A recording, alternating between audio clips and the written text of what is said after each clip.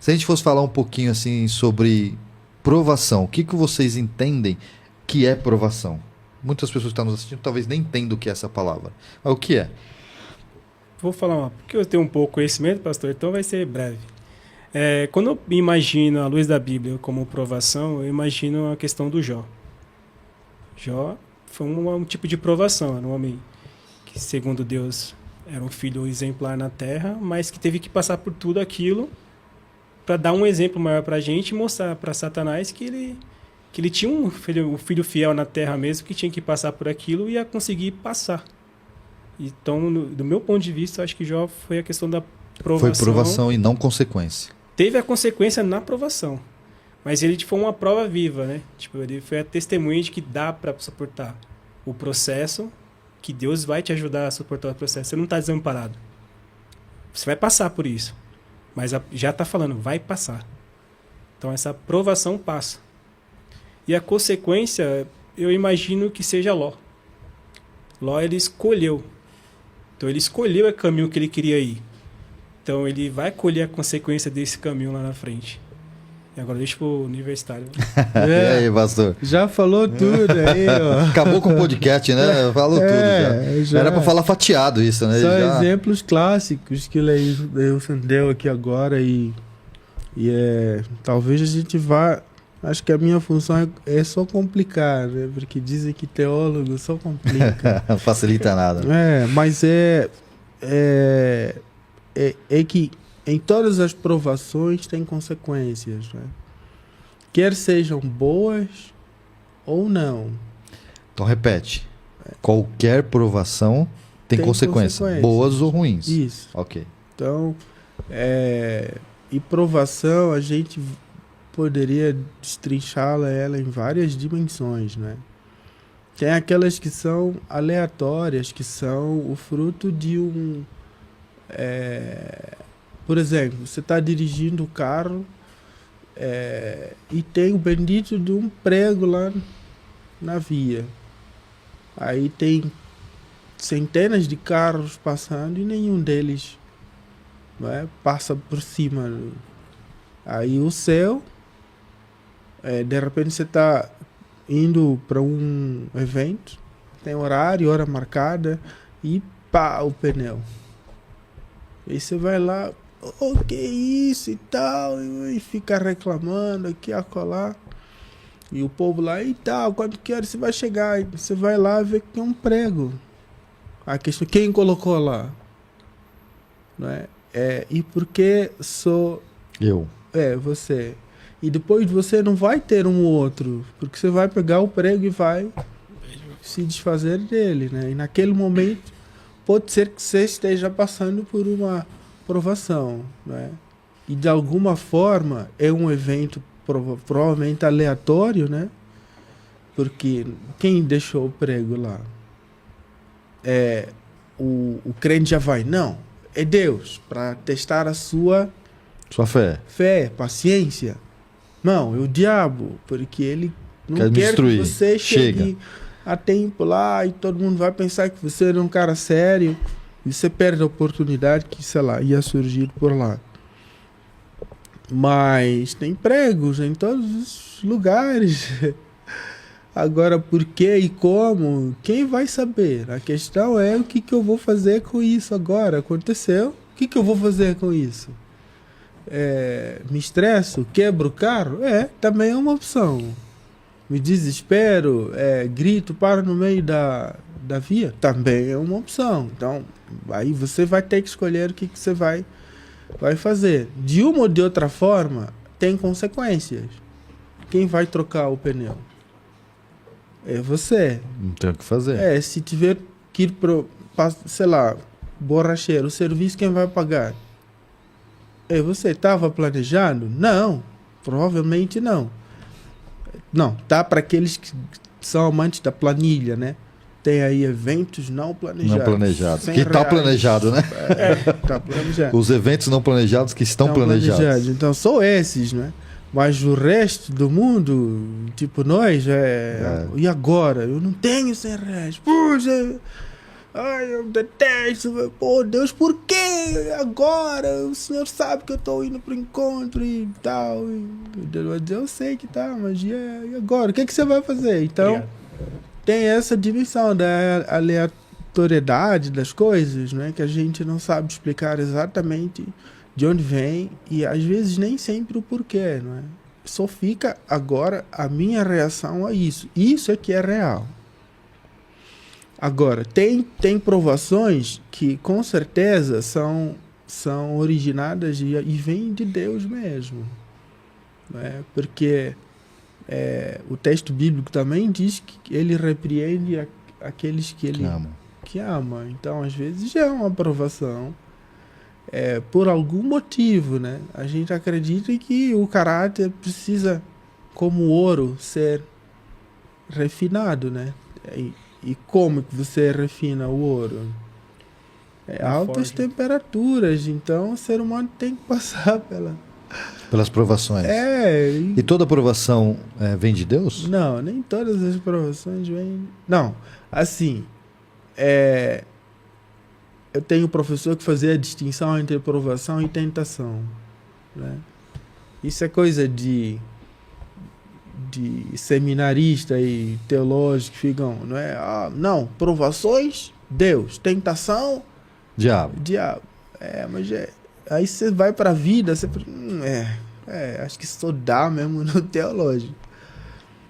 É claro que Deus não tenta, né? O texto é claro quanto a isso. Mas nem todas as provações vêm de facto de Deus. Existem aquelas que são criadas por nós. E aí, mas aí é provação? Quando é criada por nós? Também é chamada provação ou consequência de escolhas? Não, porque são coisas diferentes. Não. Escolha e provação não é a mesma coisa, ou é? Não, assim, tem vezes em que é a mesma coisa. É confuso. Tem vezes que é a mesma coisa. Como?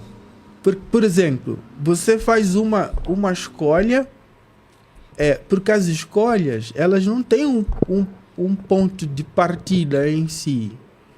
Às vezes nós nos vemos diante de situações que foram criadas por N coisas, não é? Tem variáveis ali, mas você se vê no meio daquilo e diante daquilo você escolhe a rota mais longa. Ok. E isso vai fazer com que você entre num campo de provações. E ao mesmo tempo que são provações, são consequências daquilo que você escolheu fazer. Porque no final do dia são escolhas mesmo. A vida é feita de escolhas. Mas nem todas as escolhas estão diretamente nas nossas mãos. Às vezes as que estão são uma mera projeção da mente. Não é nem necessariamente uma escolha. Que você já foi condicionado àquilo, né? Então, tentar ver esses dois exemplos práticos para a gente entender sobre o que estamos falando, senão fica muito abstrato. Mas, sei lá, você tá em casa e aí você tem R$100 no bolso e tá com fome. E dia seguinte você vai ter que ir trabalhar, não é? Aí você decide, puxa, tô querendo uma pizza, meu. Uma pizza. Beleza. E aí, mas tem que ser uma pizza boa, pode ser, não é? Não é qualquer pizza. Não. Aí vai lá, pizza boa é quase isso. 100 pau. Verdade. Ou mais um pouquinho, depende de onde você comprar. Isso. E aonde você tiver inserido ainda. Aí você decide, não, vou comprar mais de 90, né?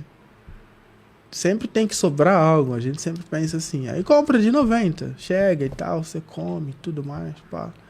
Nossa, essa pizza, meu, e fala pra todo mundo, vai ter um lugar assim, assado.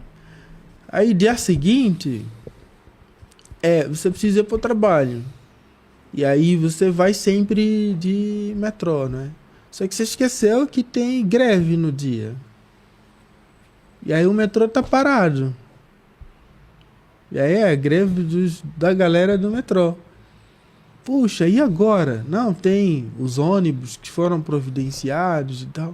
Você pensa, mas o jeito mais rápido de eu ir para lá é de Uber. Puxa, se eu soubesse aqueles R$100, eu poderia, mas eu só tenho 10 agora, e agora? Ah, vou ligar pro Leilson, tem... Ah, eu vou usar o cartão. E aí, isso vai gerar em você um estresse tão grande, até você chegar no seu trabalho, você já está Esgotado. Né? esgotado. E chega no trabalho, tem as demandas do trabalho. Aí, o seu supervisor chega, e aí? Como é que tá o projeto tal e tudo mais? Consegue entregar hoje? Nossa, esse cara tá sempre no meu pé. Ó. E no final daquele dia, você vai... Nossa, que provação, cara. Mas é uma consequência também ou não? Sim, é uma Sim. consequência. Então, às vezes esses eventos, eles... Mas nesse caso especificamente, não sei se você pensa assim também, Deus. Nesse caso, ele está entendendo como uma provação, mas não é uma provação. É uma consequência da escolha que ele fez lá atrás, né? Sim, mas está sendo provado no meio dessa escolha. Não é? Porque assim, no final do dia, quem tem que lidar com essas coisas? Ele mesmo. É ele. Ele vai ter que agora ir para casa pensando que o chefe é chato? Ele não é chato, ele só está... Te cobrando. Porque se ele não tivesse passado por isso, e essa cobrança teria sido interpretada por ele como normal. Então, por isso que eu te falei que é mais uma interpretação do que realmente uma condição. Na minha concepção, é Tudo junto? isso. Ah, Porque eu acho que o esforço de dissecar é o que gera, às vezes, confusão. Porque, por exemplo, a minha visão é provavelmente porque, assim, para mim, a vida é cheia de paradoxos, né? E os paradoxos não escolhem quando devem acontecer. Então, coisas assim, elas são inevitáveis. E ocorrem em você processos muito diferentes simultaneamente. Então, dentro da escolha que você fez, você entra num território que é de provação. E dentro da provação você tem que fazer uma escolha. que geram Que consequências. geram consequências. Mas essa aprovação também já é uma consequência da escolha que você já fez. Caramba, profundo. E vai. Agora sim, ó, a provação só existe porque teve escolha? Acho que sim. Lembrei agora, como o pastor falou sobre Ou por causa das consequências? tá tudo inserido, eu lembrei da questão do Sansão. Ei, esse fulano aí. Como a música diz, né? Sansão, o fortão com cérebro de feijão, Isso. Acho que tem uma cabeça do tamanho De um do feijão. Porque tem 2 filhos. eu Porque sei. ele sabia tudo que não podia fazer e fez tudo ao né? contrário. Tudo ao né? contrário. Então ele teve a escolha de fazer e depois ele teve que sofrer as consequências. Então tava tudo inserido ali no meio, mas ele tinha uma opção, né? Sim. Ele tinha como não passar por aquela aprovação. Mas, como o feijãozinho dele não estava cozido, ele aceitou passar por tudo que ele passou. É verdade. E assim, não teria aprovação na minha visão se a gente não tivesse comido do raio da fruta, da maçã ou qualquer fruta que era. A escolha, né? Só porque a gente fez essa escolha ou porque gerou as consequências dela que hoje a gente tem provação, porque não teria prova, né? Uhum. Se a gente não tivesse. Mas também a árvore já era uma prova, né? Ou não? Eu acho que a árvore é a confirmação da liberdade que os seres humanos têm. Do livre-arbítrio. Mas a árvore não era uma prova? Antes das consequências? Eu acho que não. Eu acho que não, porque Adão e a sua esposa foram feitos à imagem E e semelhança. semelhança de Deus. Então, se fosse uma prova, aquela árvore, nós diríamos, é desproporcional. Porque moralmente falando, esses dois eram gigantes. Assim, o conhecimento, a convivência com Deus, o entendimento das coisas ali, a visão deles do mundo era diferente, não é? Então, até que ponto olhar para aquela árvore constituía uma... Porque tem pessoas sugerindo que aquilo era uma forma de opressão. Tem pessoas propondo isso. Tipo, ele passa aí e não pode comer daquela árvore. Mas eu falo, pois é, quem está analisando isso é um ser humano que não experimentou o que Adão experimentou antes da queda. Com certeza. Não então tem a dúvida. Minha visão é diferente. É diferente. É isso que a galera não quer entender, não é? Teólogos e outros tantos que ficam espalhando esse tipo de teorias, não é? Que a liberdade é uma ilusão, que o livre-arbítrio também não existe de fato. Não existe de fato e tal. No nosso plano, esse humano, eu agora vou dizer sub-humano, porque nós nos submetemos a uma condição de vida que não é mais humana. Mas a gente chama de humano, mas não é. Então, assim, um mundo onde as pessoas não conseguem entender que eu e você somos irmãos, nós não somos mais humanos. Quando é óbvio que somos. Então, ali, o fato dele olhar para aquela árvore devia lembrar que é o símbolo do amor e da liberdade que ele tem em Deus. Bom, o sinal de que você é um ser livre está ali. Mas por que só de todas as árvores? Por que só essa que você enxerga? Não, até que alguém sugeriu essa opção. A tentação, né? E aí, essa sugestão não era, até então, é até válido sugerir. Mas a pessoa que acolheu essa sugestão estava em condições de dizer não? Tinha todas as ferramentas para dizer, você está distorcendo. Só que aquele diálogo são poucas linhas e versos para nós.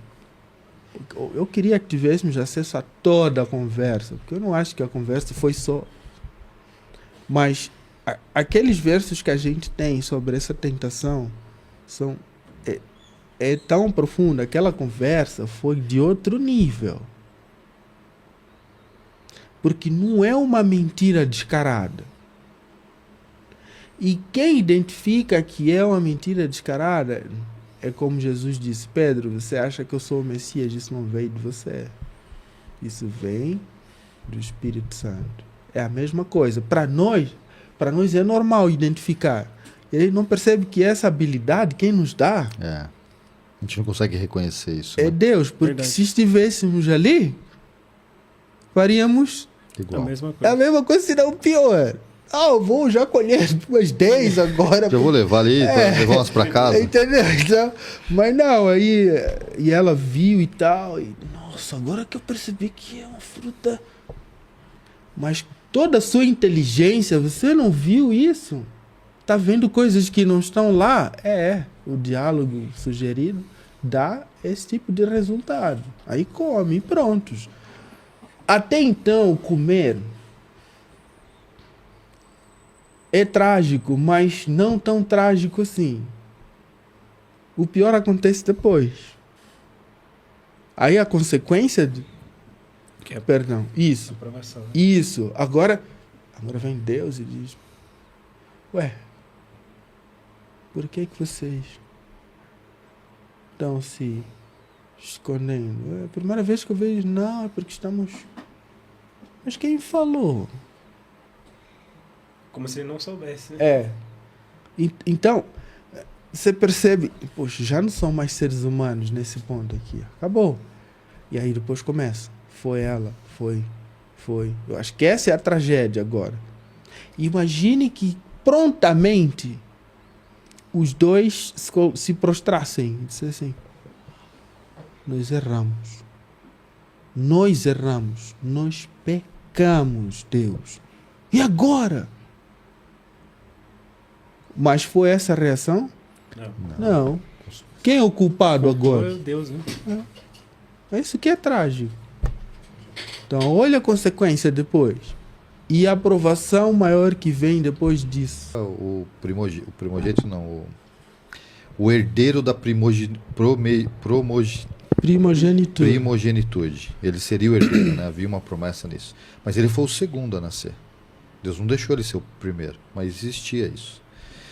E aí então tinha uma promessa para que isso acontecesse de alguma maneira. Quando chega lá na frente, a gente entende a história, né? A gente olha que Rebeca vai lá, faz um esquemão com Jacó e consegue a bênção do pai, que é o Isaac, através de uma mentira. E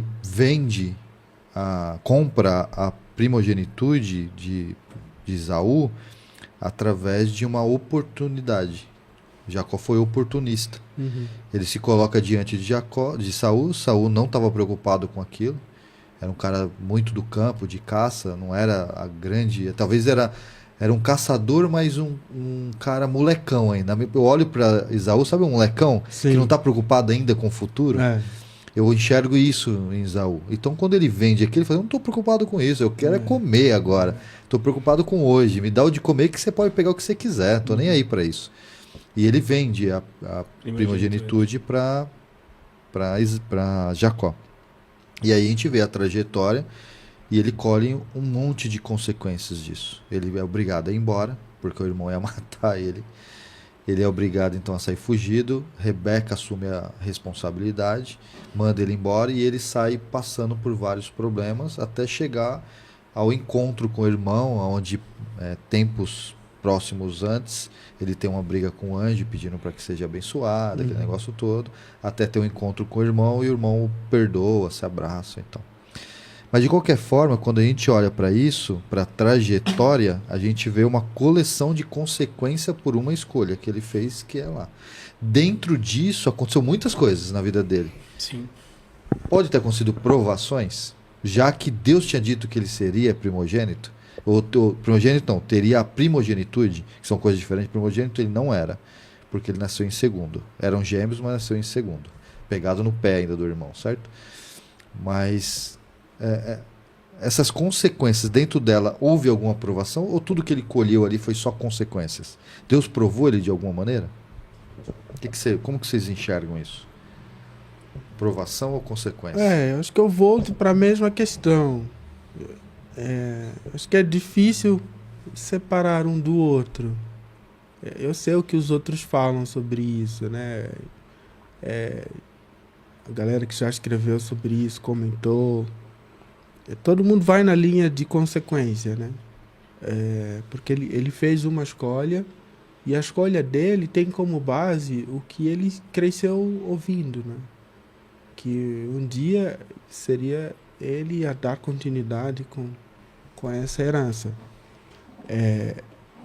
Mas dentro da escolha que ele fez, milagrosamente Deus consegue reorientar esse cara, né? Ele foge, a primeiro o cara chega no lugar, ele está exausto, a culpa faz isso, né? E diz: eu tô cansado, eu preciso dormir. Aí ele pega uma pedra, e dorme, encosta e tem um sonho. E no meio desse sonho ele vê uma escada e depois tem anjos subindo e descendo. E daí ele desperta e diz: Deus está aqui e eu não sabia. Como assim? Não sabia. Porque para ele, o que eu acabei de fazer... Me afastou de Deus, né? E aí Deus está de novo dando aulas de teologia para esse cara. Não, eu estou aqui. Bem mais aqui do que você. E aí ele faz promessas, né? Vou fazer isso, vou não sei o que, devolver isso. Enfim, se cumpriu, depois é tema para outra conversa. Aí vai para casa do tio e tal. E chega lá é trapaceado também. 2 vezes, né? Não foi nem só uma. Então. Foi o dobro do que ele fez. O tal cá se faz, cá se paga, né? Que a gente não gosta, mas às vezes acontece. Acontece. E aí ele leva, toma. E aí com alguém da família. Assim como ele fez. A mesma coisa. E depois disso, ele trabalha muitos anos e se sente oprimido por ali, né? Mas durante todo esse processo, ele vai entendendo tudo aquilo que aconteceu e que ele fez. Depois tem um caminho de volta. Ele faz aquele mesmo percurso que Abraão fez. Eu, quando falo percurso, não digo que foi a mesma trilha, mas eu digo percurso mental, não é? Agora estou voltando para a reconciliação de coisas que eu fiz e causei. Então, dentro disso, o caráter desse fulano é colocado à prova. Porque dentro desse evento, ele agora precisa se comportar como uma pessoa madura, que assume a responsabilidade dos seus atos, independentemente das consequências. Daí ele vai. Mas eu acredito também que dentro de tudo isso que o pastor falou, eu acho que o pior é a questão que, assim, o Jacó não sabia que ele tinha essa bênção para ser recebida. A mãe dele imputou isso na mente dele e cultivou isso nele, né? E ela fez meio que ele seguir esse caminho para fazer essa prova, ter essa consequência. Então, o papel lá em Arujá, onde faixa dupla, eu estava numa faixa da direita, um caminhão na esquerda, ele deu farol para uma caminhonete atravessar as pistas. E eu bati acelerando. Você estava em que velocidade, mais ou menos? Uns 50, 60. Rapaz. E nesse dia eu estava devagar, que eu nunca costumava andar devagar. Sempre andava rápido, porque ali é a área de risco, Itaquá ali. Então eu sempre estava muito rápido. Nesse dia eu estava devagar. E eu bati, naquele momento eu senti muita dor, mas uma dor que eu nunca tinha sentido na minha vida. Eu pedi a Deus, me dá mais uma chance. Eu preciso ver meus filhos crescer, eu preciso envelhecer com a minha esposa e eu não estou salvo. Eu preciso voltar para ti. Me ajuda. E eu estava ali, joelho, muita dor, o pessoal me ajudou a ir para a calçada, chamaram o SAMU, tudo. E foi constatada uma lesão no ombro. E a partir daí que começa. Eu sofri um acidente, minha esposa se batizou. Quando ela se batizou, aí que foi pior ainda. Porque eu não sei explicar. É algo muito maior do que eu. Mas a minha mente, eu ia morrer na cirurgia. E esse temor de morrer na cirurgia sem estar salvo, criou aquilo que vocês falaram tanto de o corpo tá ligado com a mente e você fazer esse processo, quando você tá ruim aqui, tudo fica ruim.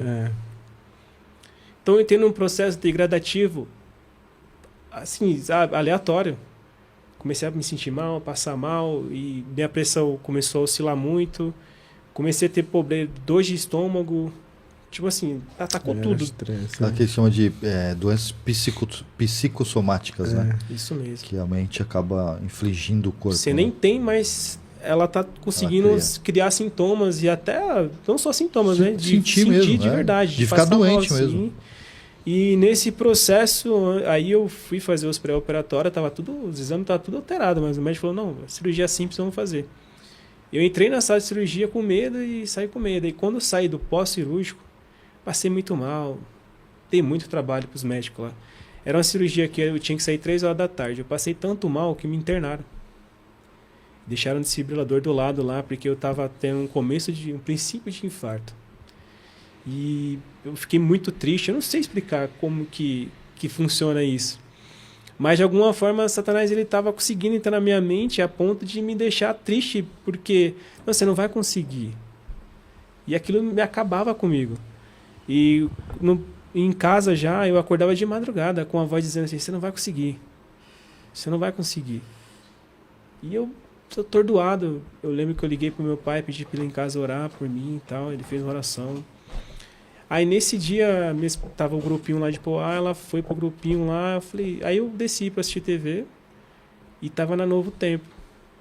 Aí eu comecei a assistir Novo Tempo e vi lá, peça seu estudo bíblico. Aí eu falei, vou pedir. Aí eu entrei na CPB, comprei uma Bíblia e pedi o estudo, né? Aí beleza, eu falei, vamos ver o que vai dar. E comecei a ficar mais calmo e tal. E os dias foram se passando e aquela angústia no peito apertava. Apertava. Sabe, você tem que voltar, você tem que se render, não adianta você querer lutar que você não é mais forte do que eu. E eu ficava com aquilo na mente, no corpo, sentindo aquele estresse, aquela coisa. Aí teve um dia que minha esposa foi pra igreja, eu tava lá na sala, eu tava sozinho, levou as crianças. Tava assistindo o pastor Arilton, o Bíblia é Fácil. Acho que tava na Angola. Tava falando sobre morte. Eu assisti esses episódios lá, eu gostava muito.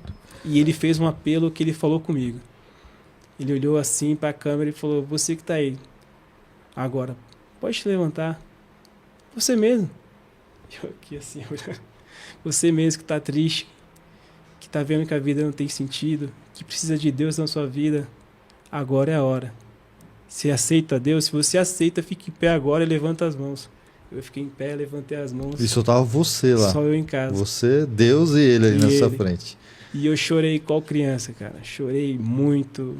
E a partir daquele momento, eu senti uma paz que eu estava procurando. E a paz era Cristo. Ele precisava que... Ele não vai bater na porta, forçar a porta para entrar. Ele vai bater. Ele vai ficar lá te esperando.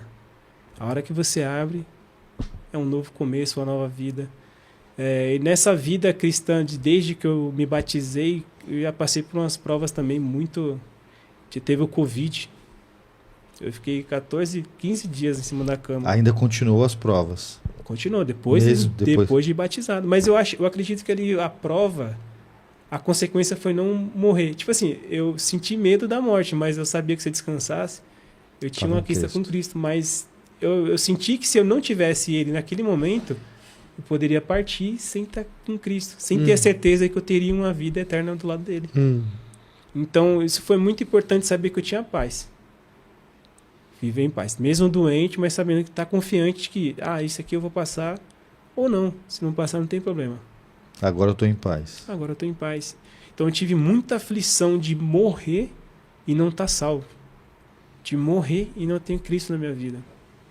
Então, essa incerteza, essa coisa de ficar na sua cabeça falando que você não vai conseguir, de que isso é coisa do inimigo. E ele sabia que ele tinha perdido a batalha. Então, por isso que ele tentou se manifestar de várias formas, tentando de todos os jeitos. Mas eu acredito que quando Deus tem um plano para você, esse plano ele vai se cumprir. No seu dia, a hora, a data, mas ele vai se cumprir. De repente eu tive que passar por tudo isso para falar para alguém que está em casa agora assistindo, que está passando pela mesma situação. Então, assim, como o próprio Jó passou o que tinha que passar para a gente ler sobre ele, Jacó, Abraão, a galeria da fé, todos passaram por alguma coisa para que a gente pudesse ter esse testemunho. E é muito importante a gente ter um testemunho, poder falar e inspirar pessoas que estão com esse mesmo problema, né? Então, graças a Deus, hoje eu sou um adventista do 7º dia, um bebê adventista, me batizei em 2020, sigo lutando, não é fácil, como a gente já mencionou durante todo o episódio, mas você que está em casa, não desista. Cristo tem vitória para todos. Mas sua esposa ela tinha se rebatizado na igreja? Ela era desde a adolescência. Aí ela saiu, ficou acho que uns 10 anos, 12 anos afastada. Aí ela retornou porque também meu filho começou num processo de muito questionamento para ele de algumas coisas. Por exemplo, ele falou que escutou uma história de Jesus que tinha nascido numa manjedoura. Ele falou, como que pode? Aí ela falou, mas como assim? Por quê? Ele falou assim, não, você falou que ele é rei dos reis, como que ele vai nascer na manjedoura? Aí ela falou, nossa, meu filho não sai da história de Jesus. Aí começou a contar e aí isso foi reanimando, reacendendo o fogo de voltar para Cristo. E quantos anos? Faz quanto tempo que você foi batizado, Nilson? 4 anos. E esse processo que a gente chama de ponto de encontro, foi o momento que você teve na sua turbulência, na tempestade, no olho do furacão, O olho do furacão. que você olhou para cima e enxergou Jesus, foi quando? Foi aí? Foi no agosto de 2019. Foi quando eu fiz a cirurgia. Aí eu tive todo um processo, porque eu era metalúrgico. Eu comecei a estudar em casa e vi a questão do sábado. Falei, nossa, já é um ponto de corte. Então o sábado ele acabou sendo aquela questão que foi adiando a minha decisão. Só que aí chegou no mês 4, falei, não dá mais. Não tem como. Eu preciso mudar. Foi onde eu falei assim, Deus, se for para ser da sua vontade mesmo, na empresa que eu tô, lá não tem como, eu estava, né? Não teria como abrir mão do sábado. Falei, então seja feito sua vontade. Aí veio a pandemia, fui desligado e tá tudo certo. De lá eu montei uma pastelaria delivery, aí fracassei também na pandemia e